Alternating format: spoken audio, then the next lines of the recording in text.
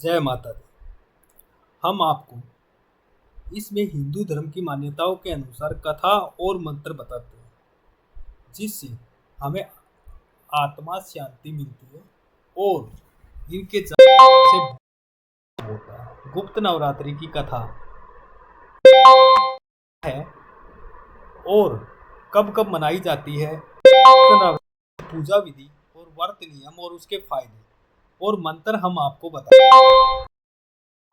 आप बहुत ज्यादा और उससे आप साधना कर सकते हैं। गुप्त नवरात्रि का पर्व हिंदू धर्म में बेहद खास माना जाता है। साल भर में 4 बार मनाई जाने वाली नवरात्रि में से 2 नवरात्रि ऐसी होती हैं जिन्हें हम गुप्त नवरात्रि कहते हैं। ये नवरात्रि आषाढ़ और माघ महीने में आती है। इन्हें गुप्त नवरात्रि इसलिए कहा जाता है क्योंकि इनमें माँ दुर्गा के गुप्त स्वरूपों की पूजा की जाती है। गुप्त नवरात्रि का एक रहस्यमय पहलू यह भी है, इस दौरान तंत्र मंत्र और गुप्त विद्याओं की साधना की जाती है। कहा जाता है कि गुप्त नवरात्रि में सही विधि से पूजन अर्चना करने से साधक को सिद्धियाँ प्राप्त होती हैं और वह अलौकिक शक्तियों का अनुभव कर सकता है। लेकिन क्या आप जानते हैं गुप्त नवरात्र की पूजा विधि क्या है? इस दौरान क्या करना चाहिए और क्या नहीं? गुप्त नवरात्रि के क्या लाभ हैं? गुप्त नवरात्रि की कथा। प्राचीन मान्यताओं के अनुसार कहा गया है कि एक बार ऋषि श्रृंगी अपने सभी भक्तों के बीच बैठकर उनकी सभी समस्याओं का समाधान कर रहे थे। इन सभी भक्तों के बीच एक स्त्री भी ऋषि के पवित्र वचन सुन रही थी। वह स्त्री बहुत परेशान थी और श्रृंगी ऋषि के सामने प्रकट होकर अपनी सभी समस्याएं व्यक्त की।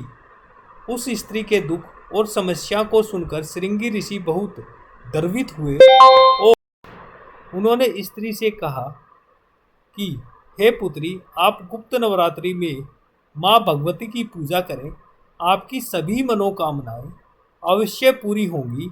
तभी वह स्त्री बोली, हे मुनिवर, मैं माता भगवती की पूजा करना तो चाहती हूँ, लेकिन मेरे पति थोड़े नशेड़ी तामसी प्रवृत्ति के हैं।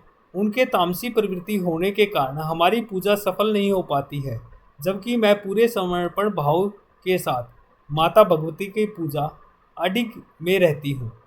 उस स्त्री के वचनों से श्रृंगी ऋषि बेहद प्रसन्न हुए और बोले कि आप सर्वेश्वर करणी देवी की आराधना करिए, आपका इससे कल्याण भी होगा।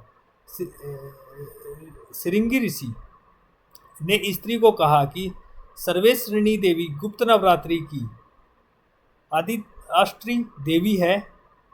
इनकी पूजा करने से भक्तों की सभी मनोकामनाएं पूर्ण होती हैं। अभय दान से अपने भक्तों की सभी मनोकामना पूर्ण करने वाली गुप्त नवरात्रि के दिनों में सर्वेश्वरणी देवी की पूजा को बहुत ही पवित्र और महत्वपूर्ण माना जाता है। जो व्यक्ति कभी पूजा नहीं कर सकता, लोभ वासना व्यसन के अधीन है, ऐसा व्यक्ति अगर गुप्त नवरात्रि में भगवती की पूजा करता है तो उसे जीवन में और कुछ करने की आवश्यकता नहीं है। श्रृंगी ऋषि के वचन का पालन करते हुए महिला ने पूरी श्रद्धा से गुप्त नवरात्रि की में पूजा करने लगी। माता भगवती उन पर प्रसन्न हुई और धीरे धीरे उनके जीवन बदलने लगा। उनके पति के सभी अनुचित व्यसन छूट गए।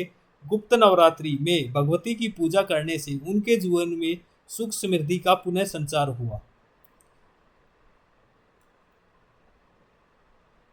दोस्तों, ये मैंने आपको जो कथा बताई, इसमें ये एक ऋषि के द्वारा बताई गई कथा है, लेकिन मैं आपको एक सुझाव और भी देना चाहता हूँ कि जब आप गुप्त नवरात्रि की कथा और पूजा आराधना करें तो आप उसमें अच्छी तरह लीन रहें। साथ के साथ किसी अच्छे ज्योतिष गुरु और पंडित से जानकर पता कीजिए कि पूजा कैसे की जाती है। ये कथा और वचन सिर्फ आपके ज्ञान के लिए हैं। हम इसके अनुसार पूजा विधि करने को नहीं कहते हैं। इसके बाद दूसरी कथा, धार्मिक कथा के अनुसार एक बार एक राज्य में बारिश न होने की वजह से भयंकर सूखा पड़ा। कुछ समय के बाद राज्य की प्रजा के पास खाने के लिए अनाज तक नहीं रहा। जब राजा को की प्रजा भूख से व्याकुल होने लगी तो राजा अपनी प्रजा के इस हाल में देखकर बहुत दुखी हुए। राजा ने भूखी जनता को देखते हुए राज्य के सभी विद्वानों को दरबार में बुलाकर इस भीषण परेशानी का समाधान पूछा। मान्यता है कि विद्वानों ने गुप्त नवरात्रि पर माँ दुर्गा की पूजा करने का उपाय बताया। राजा ने विद्वानों की सलाह के अनुसार राज्य में माँ दुर्गा की पूजा की घोषणा कराई, जिसके बाद राज्य के सभी लोगों ने विधि पूर्वक माँ की पूजा अर्चना शुरू कर दी।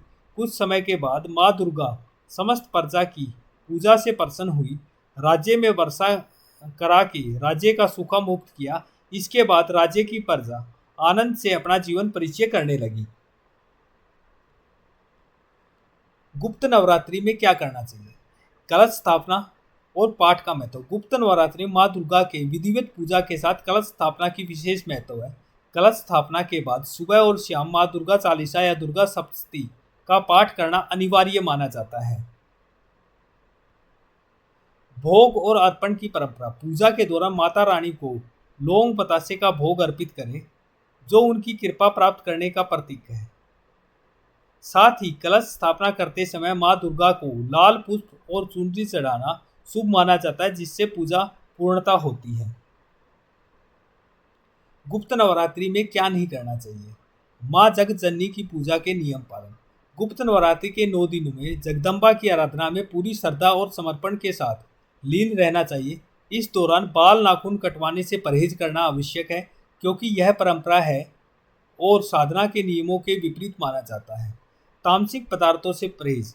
गुप्त नवरात्रि के दिनों में शुद्धता बनाए रखने के लिए लहसुन, प्याज जैसे तामसिक पदार्थों के सेवन से बचना चाहिए। यह परहेज साधक को प्रभावी और सफल बनाने में सहायक रहते हैं। गुप्त नवरात्रि के पूजा के मुख्य 6 चरण। शारीरिक और मानसिक शुद्धि। गुप्त नवरात्रि के दिन प्रातःकाल जल्दी उठकर स्नान करें, शरीर व मानसिक शुद्धि का ध्यान रखें। इसके बाद पूजा स्थल और घर को अच्छे से साफ करें ताकि सकारात्मक ऊर्जा का प्रभाव हो सके। यह दिन लाल रंग के पारंपरिक वस्त्र पहनना शुभ माना जाता है। पूजा देवी स्थापना। पूजा वेदी स्थापना। पूजा स्थल में एक पवित्र वेदी की स्थापना करें। इस वेदी पर दुर्गा की पूजा प्रतिमा या चित्र का विराजमान करें।